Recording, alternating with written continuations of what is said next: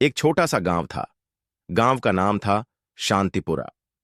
वहां एक बड़ा सा मकान था जहां राघव और सुमित्रा अपने दो बेटों अजय और विजय के साथ रहते थे। परिवार में खुशहाली थी, लेकिन एक कोने में दबे दबे से एक और जान थी। रागिनी। रागिनी राघव और सुमित्रा की बेटी थी, पर उसकी हैसियत घर में एक परछाई जैसी थी। उसके जन्म पर परिवार ने कोई खुशी नहीं मनाई। उल्टा सुमित्रा ने उसे पैदा होते ही मनहूस करार दे दिया। राघव ने ताना मारा था, लड़की पैदा हुई है, बोझ बनकर रहेगी, हमारी इज्जत पर कलंक है। समाज के तानों और पुरानी सोच के बोझ ने राघव और सुमित्रा के मन में यह पक्की धारणा बैठा दी थी कि लड़कियां सिर्फ बोझ होती हैं। जब रागिनी 5 साल की हुई तो एक दिन बिना बताए उसे अनाथ आश्रम में छोड़ दिया गया। मासूम रागिनी घंटों तक अपने मां बाप को पुकारती रही, लेकिन कोई जवाब नहीं आया और रागिनी का जीवन अब अनाथ आश्रम की 4 दीवारी में सिमट गया। वहां उसने रोते रोते अपनी पहली रात गुजारी। धीरे धीरे उसने अपनी पीड़ा को अपनी ताकत बना लिया। आश्रम में पढ़ाई का अवसर मिला और रागिनी ने पढ़ाई में खुद को झोंक दिया और रातें उसकी दोस्त बन गईं, किताबें उसकी साथी।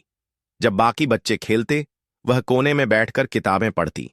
उसकी आंखों में एक ही सपना बस गया था, कुछ बनकर दिखाना है।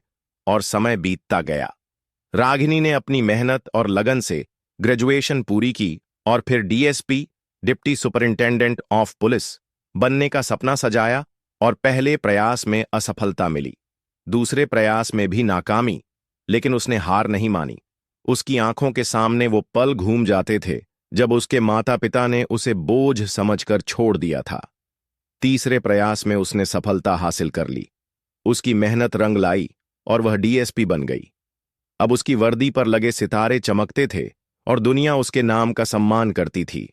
फिर डीएसपी बनने के बाद रागिनी ने अपने जीवन को पूरी तरह लोगों की सेवा में समर्पित कर दिया। उसने कई मुश्किल केस सुलझाए, बच्चों की तस्करी, महिलाओं पर अत्याचार और भ्रष्टाचार के खिलाफ जंग।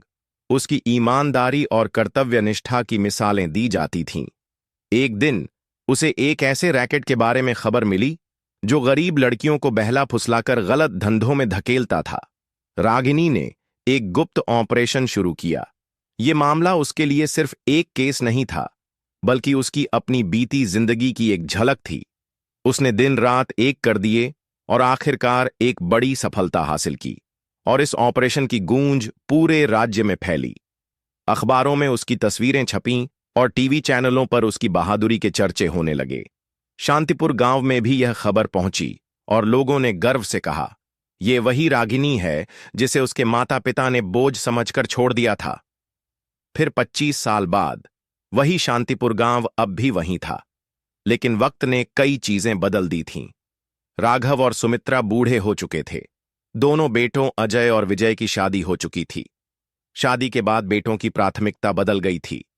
अब वे माता पिता को बोझ समझने लगे थे। और एक दिन अजय ने चीखते हुए कहा, अब हमें आप दोनों की देखभाल करने का वक्त नहीं है। हमारे खुद के बच्चे और बीवियां हैं। और विजय ने भी सहमति जताई, हमें तो अपने बच्चों का भविष्य बनाना है। अब आप लोग या तो किसी वृद्धाश्रम में जाएं या खुद संभालें। और दोनों बेटों ने राघव और सुमित्रा को जबरदस्ती घर से निकाल दिया। उनके पास कोई चारा नहीं था। बेबस और लाचार वे गांव के वृद्धाश्रम में जाकर रहने लगे। और कुछ महीने बाद गांव में खबर फैली कि डीएसपी रागिनी जी गांव में आ रही हैं। वो वृद्धाश्रम में बुजुर्गों को कंबल और दवाइयां बांटने के लिए आई थीं। पूरे गांव में हलचल मच गई। लोग चर्चा करने लगे, अनाथ आश्रम की लड़की इतनी बड़ी अफसर बन गई, वाह। जब रागिनी वृद्धाश्रम पहुंची तो उसके हाथ में कंबलों का ढेर था। जैसे ही उसने एक बुजुर्ग महिला को कंबल ओढ़ाया, उसकी नजर एक कोने में बैठे 2 कमजोर झुकी कमर वाले बूढ़े लोगों पर पड़ी। उनके चेहरे झुर्रियों से भरे हुए थे, आंखों में पश्चाताप और बेबसी झलक रही थी। वो राघव और सुमित्रा थे, लेकिन रागिनी का दिल जोर से धड़कने लगा। आंखें नम हो गईं, लेकिन उसने खुद को संभाल लिया और वो धीरे धीरे उनके पास गई और बोली, कहिए, आप दोनों कैसे आए यहां? आपके बेटे तो बड़े समझदार और जिम्मेदार थे ना? राघव और सुमित्रा सिर झुकाए चुप रहे। उन्हें समझ नहीं आया कि यह वही रागिनी है जिसे उन्होंने बोझ समझकर अनाथ आश्रम में छोड़ दिया था। रागिनी ने ठंडी सांस लेकर कहा, याद है, जब आपने मुझे अनाथ आश्रम में छोड़ा था, तब भी मैंने सवाल नहीं किया था, लेकिन आज पूछ रही हूं, जब अपने ही बच्चों ने आपको इस उम्र में घर से निकाल दिया, तब कैसा लगा? सुमित्रा फपक फपक कर रो पड़ी। राघव ने कांपती आवाज में कहा, बेटी, हमें माफ कर दो। हमने तुम्हारे साथ बहुत गलत किया।